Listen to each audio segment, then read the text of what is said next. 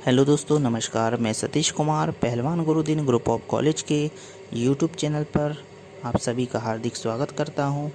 आज हम चर्चा करने वाले दहेज के अर्थ, दहेज के कारण तथा दहेज के उन्मूलन के उपाय के बारे में। तो दोस्तों, अगर अभी तक आपने हमारा चैनल सब्सक्राइब नहीं किया है तो कृपया चैनल सब्सक्राइब करें, लाइक करें, कमेंट करें, शेयर करें और बेल आइकन को दबाना ना भूलें ताकि नए नए वीडियो आप तक आसानी से पहुंच सके। तो शुरू करते हैं दोस्तों।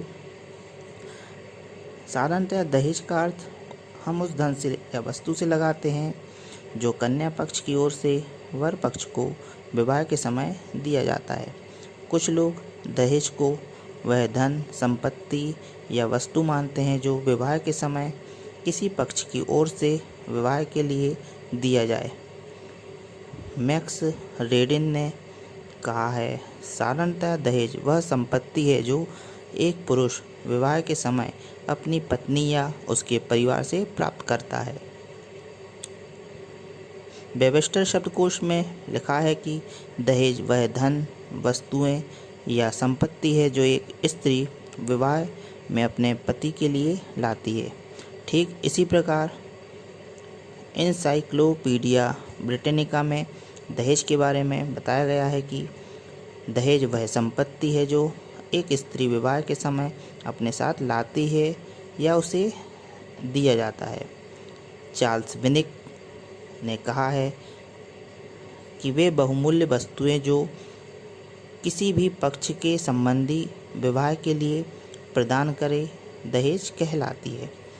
सामान्यतः अधिकतर लोग दहेज की इस अवधारणा को अस्वीकार करते हैं। अतः प्रत्यक्ष या परोक्ष रूप से उपरोक्त परिभाषाओं के अनुसार दहेज कन्या पक्ष की ओर से वर पक्ष को दिए जाने वाला वह धन, वस्तु या संपत्ति से है जो विशेष रूप में सामान्य रीति रिवाजों के अनुसार स्वेच्छा से दिया जाता है। आज दहेज की उपरोक्त अवधारणा बहुत बदल चुकी है, क्योंकि पहले कन्या के माता पिता तथा संबंधी स्वेच्छा से उपहार के रूप में कुछ वस्तुएं व संपत्ति वर पक्ष को देते थे, परंतु अब इसमें परिवर्तन हो गया है। इस प्रकार के धन, वस्तु और संपत्ति को दहेज माना जाता है, जबकि अब इस परंपरागत दहेज की अवधारणा ने वर मूल्य का रूप धारण कर लिया है। वर मूल्य वह धन या भेंट है जो विवाह पूर्व वर पक्ष निश्चित कर लेता है और कन्या पक्ष को विवाह तक हर हालत में चुकाना होता है, अर्थात यह विवाह की एक अनिवार्य शर्त के रूप में होता है।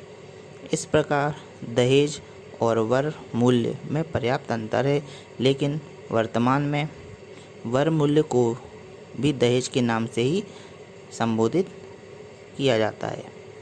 दहेज स्वेच्छा से मान्य रीति रिवाजों के अनुसार माता पिता की सामर्थ्य के अनुसार दिए जाने वाला धन, संपत्ति या वस्तुएं होती हैं, जबकि वर मूल्य विवाह करने की एक अनिवार्य शर्त के रूप में दिए जाने वाला धन संपत्ति है जो वर की योग्यता, परिवार की स्थिति पर निर्भर करता है। अब दोस्तों जानते हैं दहेज के प्रमुख कारणों के बारे में।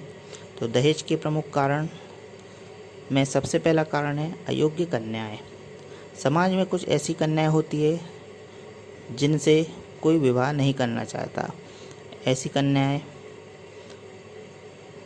में जैसे किसी का रंग,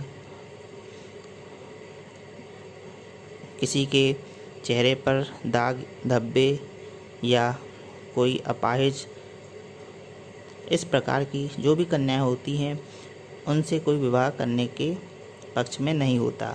परंतु जब कन्या का पिता एक अच्छी धनराशि दहेज के रूप में देने को तैयार हो जाता है तो उनका भी विवाह संभव हो जाता है।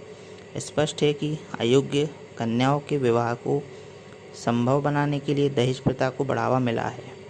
दूसरा प्रमुख कारण है जाति प्रथा। जाति प्रथा के प्रचलन के कारण दहेज प्रथा को बल मिला है। जाति प्रथा की एक विशेषता अंतर्विवाह होती है। इस नियम के अनुसार एक जाति का व्यक्ति अपनी जाति में ही विवाह कर सकता है।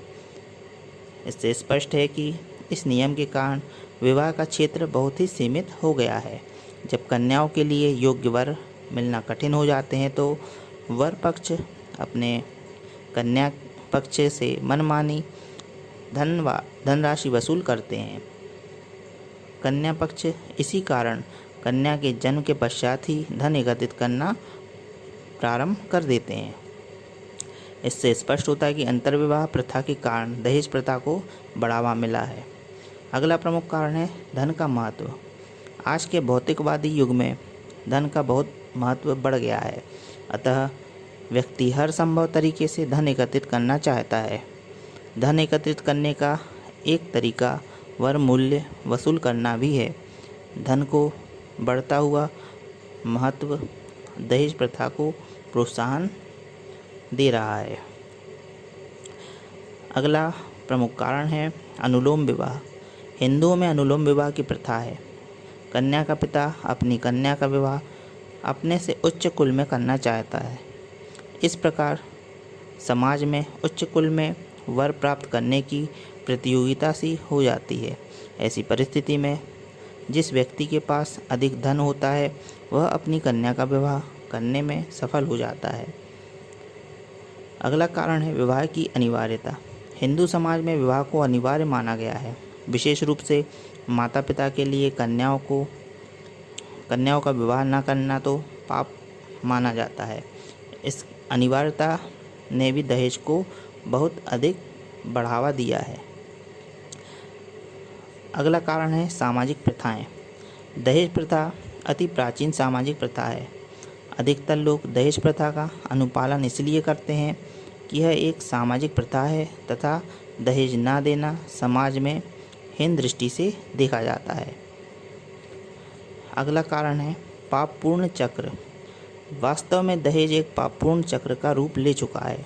दहेज आज इसलिए लिया जाता है क्योंकि उन्हें अपनी लड़कियों की शादी में दहेज देना है, अतः यह चक्र निरंतर रूप से चलता रहता है। अगला प्रमुख कारण है सामाजिक प्रतिष्ठा का प्रतीक।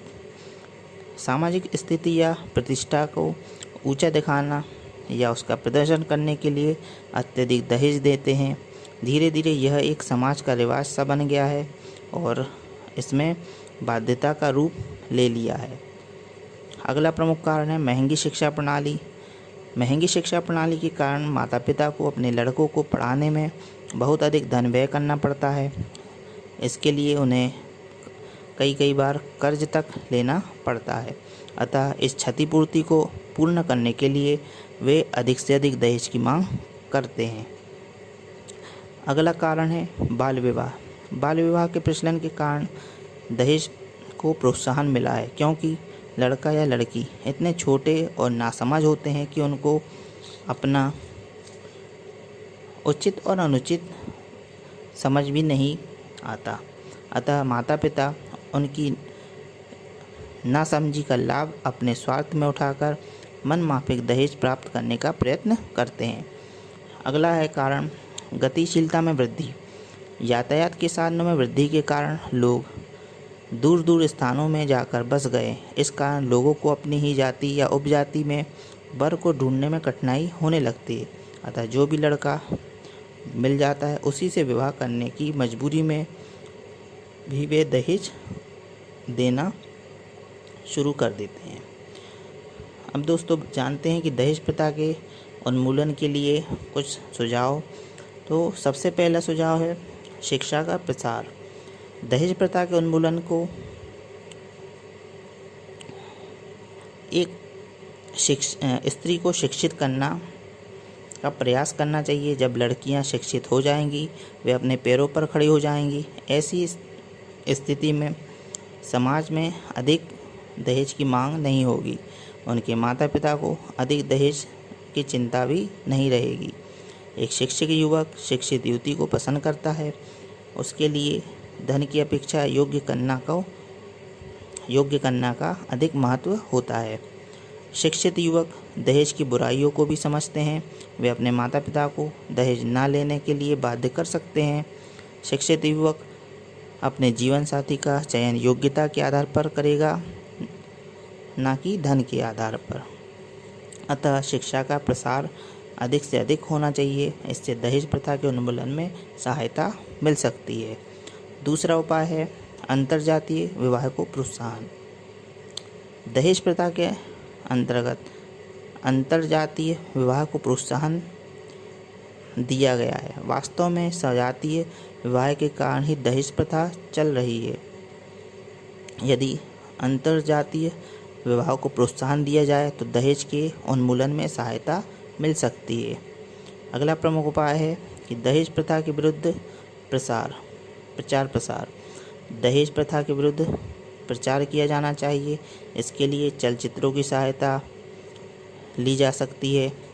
ऐसे चलचित्र बनाए जा सकते हैं जो दहेज प्रथा के दुष्परिणामों को चित्रित करें और समाज के सदस्यों पर चलचित्रों का विशेष प्रभाव पड़े, जिससे आजकल की नई पीढ़ी चलचित्रों के विशेष रूप से प्रभावित होती है।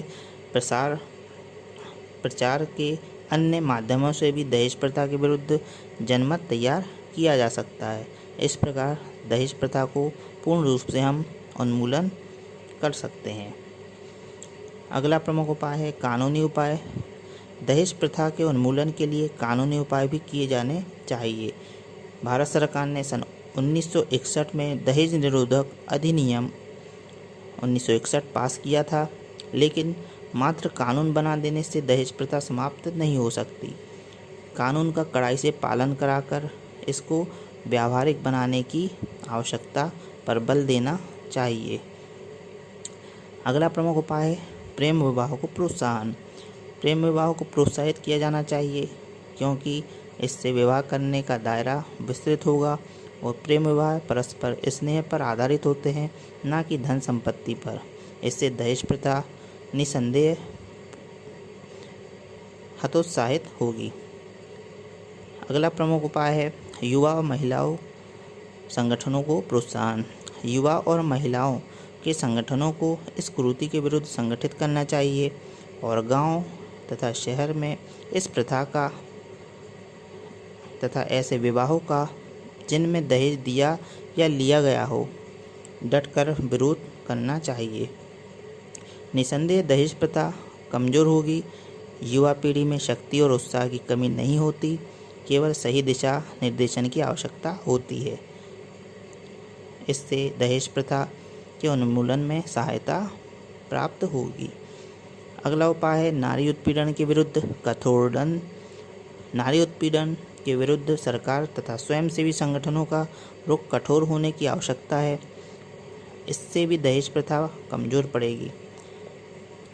अगला उपाय है दहेज रहित विवाहों को प्रचार प्रसार। दहेज रहित विवाह संपन्न करने वाले माता पिता का समाज में प्रशासन द्वारा सम्मान किया जाना चाहिए और उनका प्रचार किया जाना चाहिए, जिससे लोगों को दहेज के विरुद्ध जागृति पैदा होगी और वे भी दहेज उन्मूलन में सहायक सिद्ध होंगे। अगला प्रमुख उपाय है दहेज के विरुद्ध लोकमत जागृत करना। इस संबंध में महात्मा गांधी जी ने लिखा है कि हमें नीचे गिरने वाली दहेज प्रथा की निंदा करने वाला जोरदार लोकमत जागृत करना चाहिए। अगर इस बुराई को जड़ से मिटाना है तो लड़के लड़कियों या उनके माँ बाप को जाति का बंधन तोड़ना होगा। विवाह की उम्र भी बढ़ानी पड़ेगी और यदि आवश्यकता हुई तो लड़कियों को कुंवारी रखने का भी साहस करना पड़ेगा। इन सब के लिए ऐसी शिक्षा देनी होगी जो राष्ट्र के युवक युवतियों की मनोवृत्ति में क्रांति पैदा कर दे। हिंदू समाज को स्वस्थ जीवन प्रदान करने के लिए यह प्रयत्न आवश्यक है कि दहेज प्रथा को पूर्ण रूप से समाप्त कर दिया जाए। इस संबंध में डॉक्टर A.S.